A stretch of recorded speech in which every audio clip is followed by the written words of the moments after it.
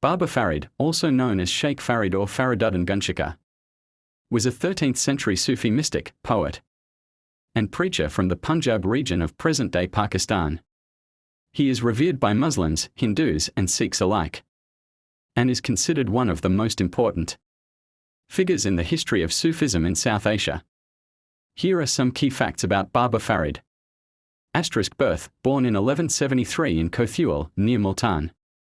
Teacher, Khwaja Qutbuddin Bakhtiar Kaki. Sufi order, Chishti order. Poetry, composed in Punjabi and is part of the Guru Granth Sahib, the holy book of Sikhism. Shrine, located in Pakpatan, Pakistan. Baba Farid's teachings emphasized love, compassion, and tolerance.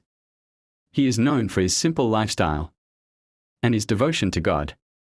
His poetry is full of wisdom and continues to inspire people today.